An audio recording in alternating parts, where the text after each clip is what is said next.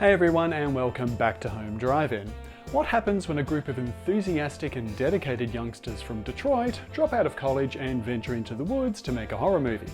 You get one of the most inventive, energetic and delightfully gory horror films of all time, a franchise to follow that still produces new content to this day, and one of cinema's most acclaimed directors. But before I take you into those woods, if you are finding these videos groovy, please give that like button a jab, throw me a comment, or even consider subscribing.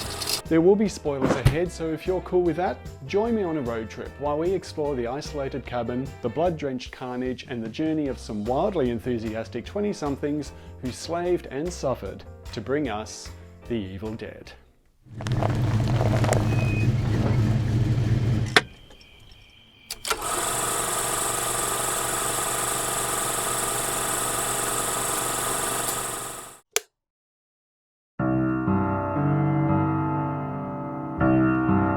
The Evil Dead was originally released in 1981 and features 5 college friends who venture out to a rented cabin in the woods for a quiet getaway.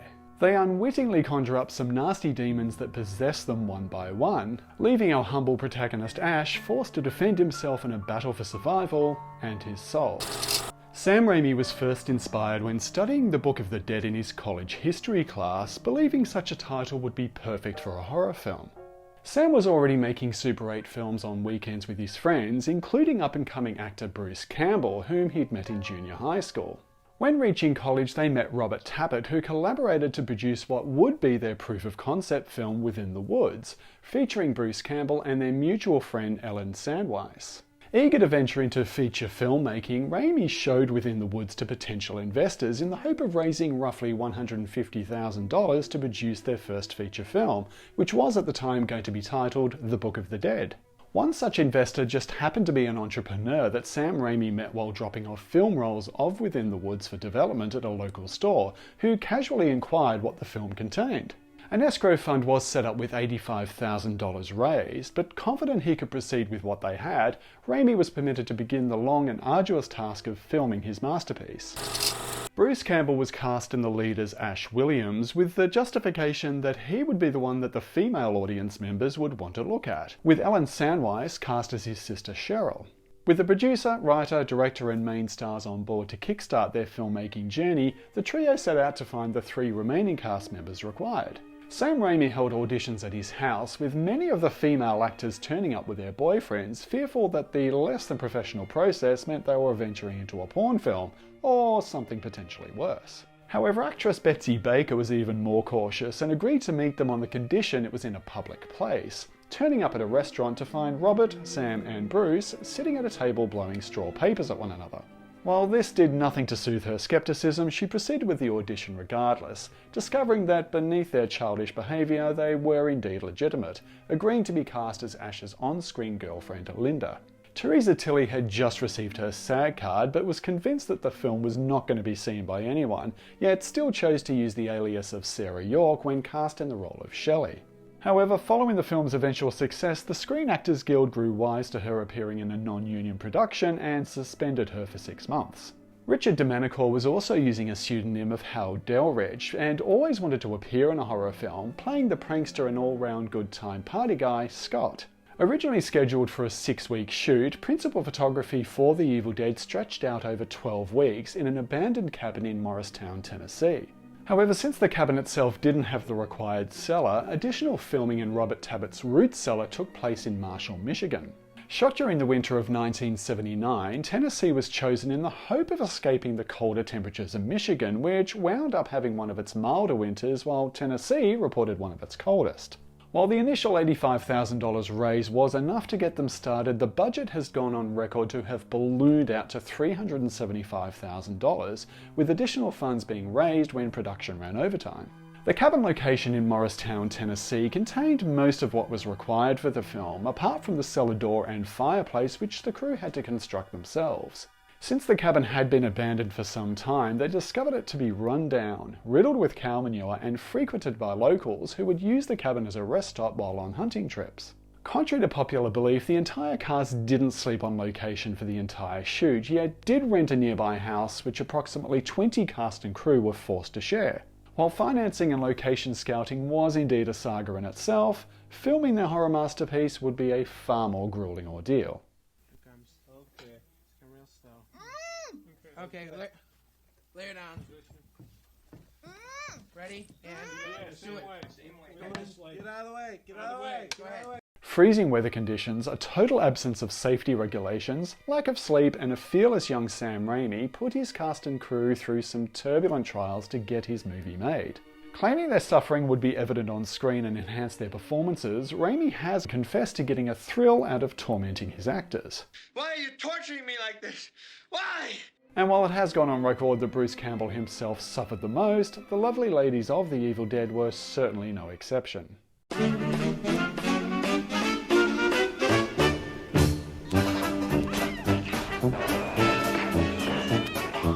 While all three ladies were expected to endure uncomfortable makeup, perform their own stunts, and suffer less than ideal living conditions, Raimi inflicted much of his torment on good friend Ellen Sandweiss. Even those who haven't seen The Evil Dead are no doubt privy to the infamous scene that Sandweiss was required to film, in which her character Cheryl is violated by possessed tree branches. Dedication aside, Sandweiss wound up suffering cuts, bruises, and exhaustion while filming her infamous chase through the woods. The method of filming this scene was remarkably clever, and a testament to how a low budget can bring out the ingenuity of a filmmaker. The scene was actually shot backward, with the vines already engulfing the actress as an off-screen crew member simply pulled them away, which when played in reverse created the illusion. However, running half naked through the woods was only the beginning of her discomfort, which would soon be escalated when it came time for her to make her demonic transformation. Why have you disturbed our sleep? Tom Sullivan wore many hats during production, including production design, prop and art creation for the Necronomicon and Death Dagger, yet his most celebrated contribution was his makeup effects work.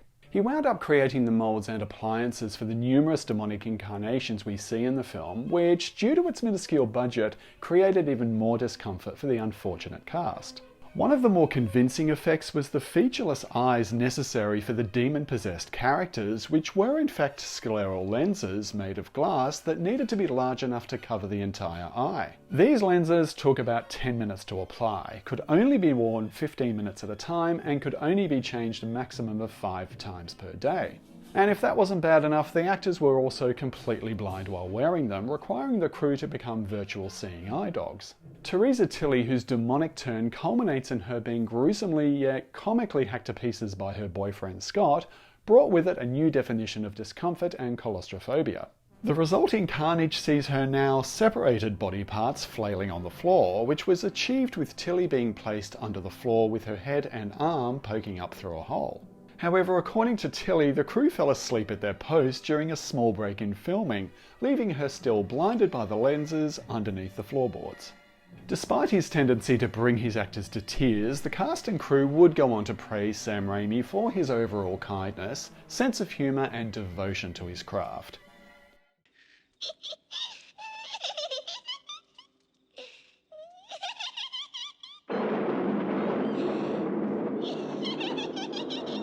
While the demonic transformations of Theresa Tilly and Ellen Sandweiss were effective in their own right, a fan favourite would surface with Betsy Baker's turn as the infamous so-called Cupid doll demon. Hey, that's just my wife after a couple of rosés. The Linda character was originally going to transform into a more witch-like creature, evidence of which is still visible in a later scene that was filmed before the decision to change her character was made.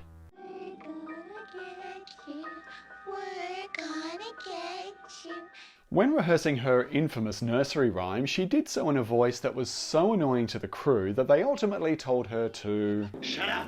So obviously, Raimi and Baker went with it, changing her character into the childlike monstrosity we all know and love today, that in Betsy's own words, you just want to throw against a wall.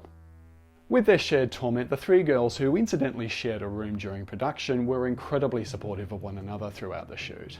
Rumours did circulate that filming The Evil Dead put them off show business, yet have gone on record to say that despite the hardships, the experience never tarnished their desire to continue acting.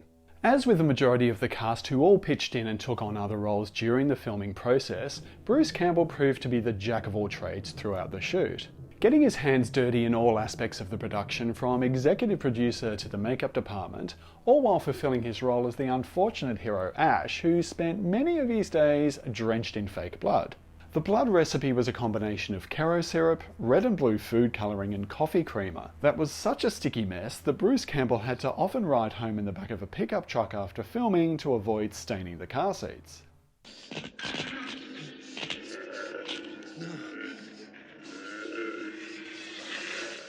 Tom Sullivan would collaborate with special effects photographer Bart Pierce, who combined their techniques to create what became known as the meltdown finale of the film, where the demonic forces are seemingly destroyed.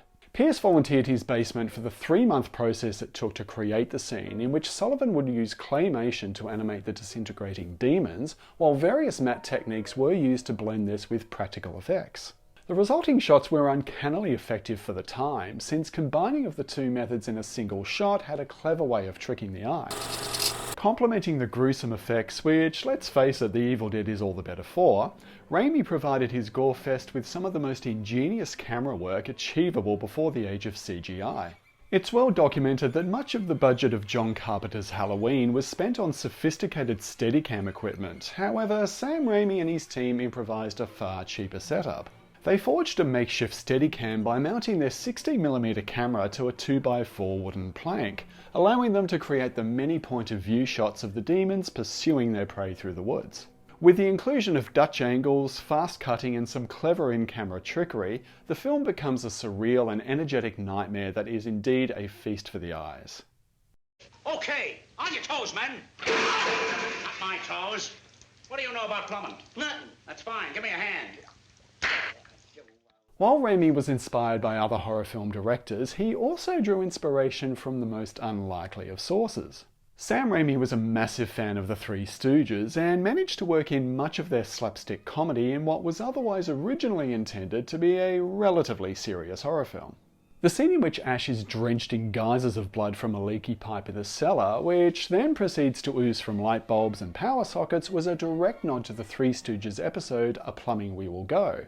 So inspired by the Three Stooges, in fact, that Sam Raimi would also go on to coin the term fake shemp, when crediting many of the performers required to double for the main cast who had since left production. The term is a direct homage to Shemp Howard, who passed away while filming the Three Stooges, where the use of a body double was necessary to fill in the shots still required. Raimi also managed to insert a few more influences into The Evil Dead, which may have also been adding a little commentary on another certain director. In the movie The Hills Have Eyes, a torn poster from the movie Jaws can be seen in the background, which was allegedly added to suggest that director Wes Craven believed that his film was grislier than Spielberg's masterpiece. Raimi retorted in The Evil Dead by showing a torn Hills Have Eyes poster, yet it turns out this cheeky exchange wasn't over yet, as a year later in Wes Craven's Nightmare on Elm Street, Nancy can be seen watching The Evil Dead on TV. When the schedule ran overtime, Campbell was required to stay on when much of the other cast had finished filming, with much of the film still yet to be completed. Adding to their trauma, the lease on the rented house where they were lodging was drawing to a close, forcing the remaining crew to live at the cabin for the last week or so of filming. This was where most of the scenes where Ash is alone in the cabin were filmed, with fake shemps standing in for the other cast members when required, including Sam Raimi's brothers Ted and Ivan.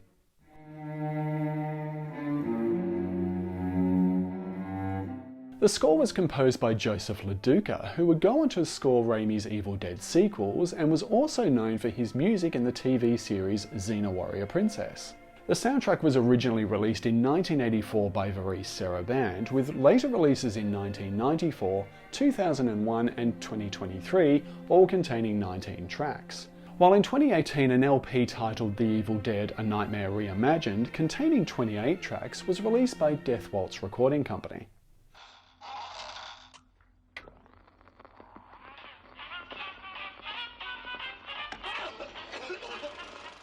Not included on the albums, however, is a little piece of music known as Jazz Traditional Charleston by Eric Markman, which was played during the blood-drenching cellar scene and during the closing credits. The more observant horror fan, however, will also recognise this music as the tune playing on E.G. Marshall's jukebox in the final segment of the anthology film Creepshow.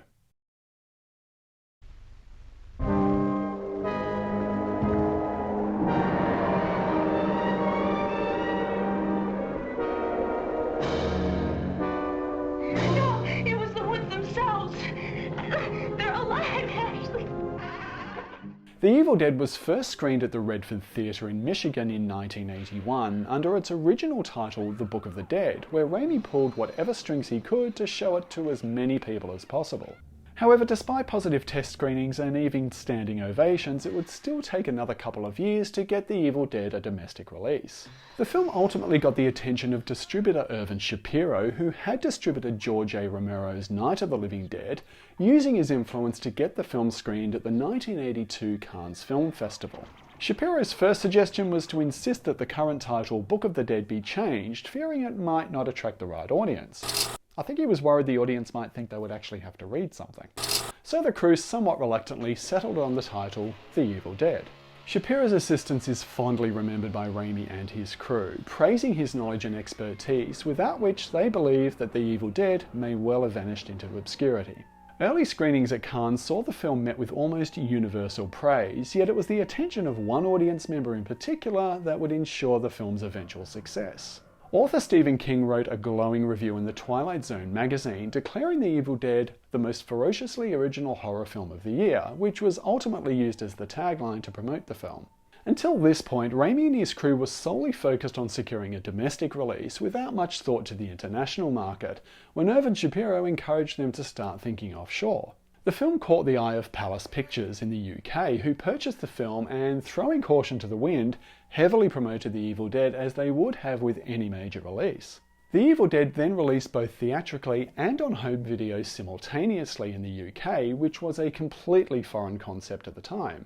Strong promotion and marketing certainly paid off, with The Evil Dead opening up at number 2 at the UK box office in January 1983, ironically right behind a far more family-friendly feature that had been dominating the charts for weeks. Put off by the film's graphic violence, however, US distribution was proving difficult, until New Line Cinema saw how well the film was doing in the UK, purchasing the rights and releasing the film later the same year. However, it seemed the criticism of the violence in The Evil Dead would encourage Sam Raimi to ensure that his sequels were far more comedic affairs. The film earned a modest $2.4 million in the United States, however international figures appear to conflict depending on which source you go by, yet according to thenumbers.com, the international gross for the film was a whopping $27 million. The Evil Dead saturated the home video market, with the original VHS release dominating video shelves, resulting in the film becoming one of the most stolen videotapes in the US. However, the VHS release in the UK was not all smiles and sunshine, considering its emergence brought with it a notorious time of moral outrage.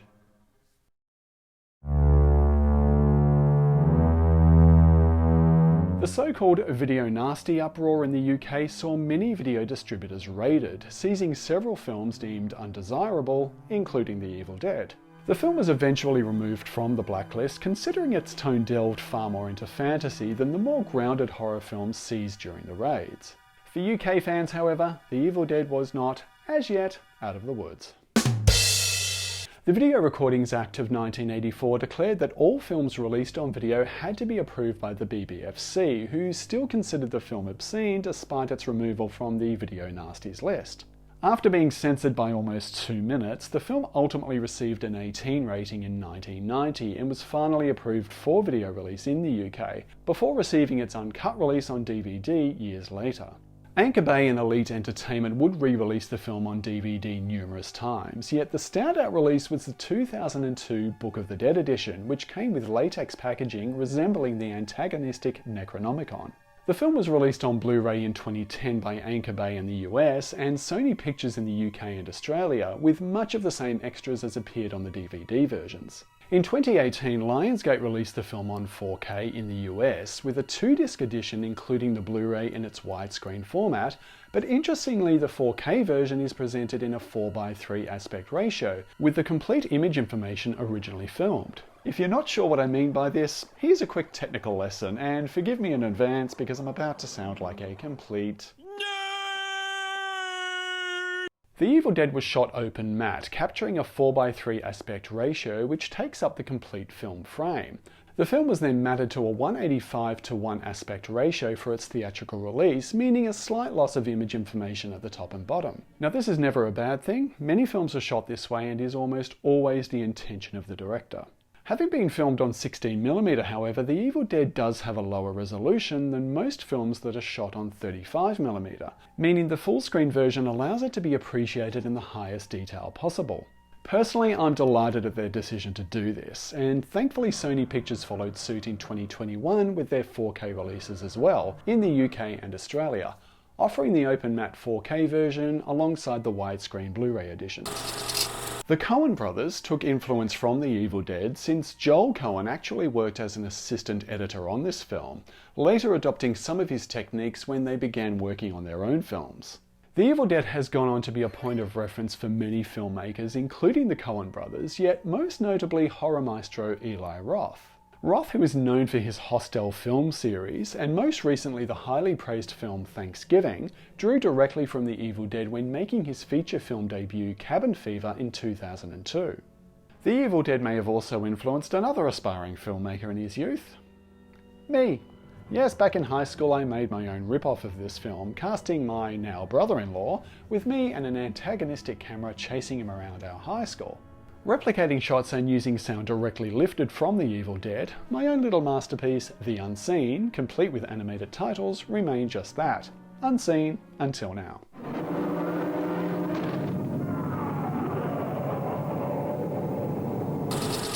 Ellen Sandweiss made a return to Hollywood in 2006 to feature in the film Satan's Playground, starring sleepaway camp actress Felissa Rose. And perhaps a glutton for punishment, Sandweiss would also return as her character Cheryl in the Starz series Ash vs. the Evil Dead in 2016. Theresa Tilly made a return to acting in 1990 and has since made several minor appearances in a number of TV shows and films, including a small reunion with Sam Raimi and her Evil Dead co-stars in Oz, the Great and the Powerful. Betsy Baker also took a break from acting after The Evil Dead, returning to the industry in 2006, appearing in a few TV movies and shows, including the HBO series Sharp Objects, which I find hilarious considering this scene. Richard DeManincor also seemed to give show business the boot, yet also reunited with his Evil Dead co-stars to play Scotty again in the video game Evil Dead: The Game. Bruce Campbell would of course make a career out of his Evil Dead character, returning with Sam Raimi to play Ash Williams again in the sequels Evil Dead 2 and Army of Darkness, while later returning to play Ash again in the aforementioned Ash vs. the Evil Dead.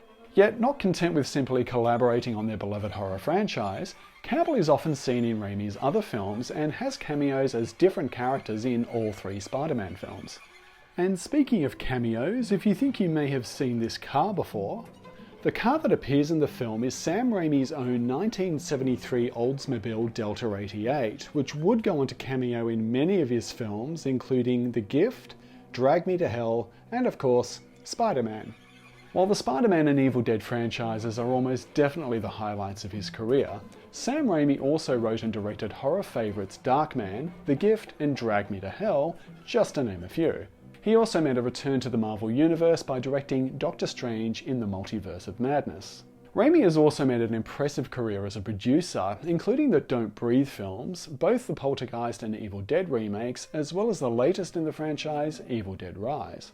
And as for the man who recognised talent when he saw it and saved The Evil Dead, distributor Irvin Shapiro sadly passed away in 1989 due to complications from Parkinson's disease when he was 82 years old. He is fondly remembered by Sam and his team, who included a special thanks to Shapiro in their 2013 Evil Dead remake. I know now that my wife has become host to a Kandarian demon. I fear that the only way to stop those possessed by the spirits of the book is through the act of bodily dismemberment. The Evil Dead is a testament to the dedication, determination, and, pun intended, guts of a filmmaker with the drive and passion to create a deliciously gruesome and energetic horror masterpiece. While the production itself was an endurance test to be sure, Ow! God damn. the saga involved with Raimi and his team gathering the funding and securing distribution of their little classic would probably make an interesting film of its own. The Evil Dead deserves its place in the ranking of low-budget horror classics, but can truly be appreciated when learning about the trials that went into making it, and the bumpy road it took to unleash it on the world.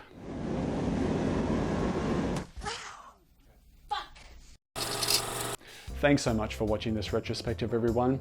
This may be an unpopular opinion, but the original Evil Dead has always been my personal favourite of the original trilogy. I know Part 2 is generally the fan favourite, but leave me a comment and let me know which your favourite Deadite movie is. And while you're at it, if you want to do the usual liking, sharing, subscribing and all that jazz, that'd be groovy. Give me some sugar, baby. I will be back soon with a new video, but until next time, I'm just going to finish reading this weird little book I just found. I'm almost done, I can't pronounce this last word. Kunda?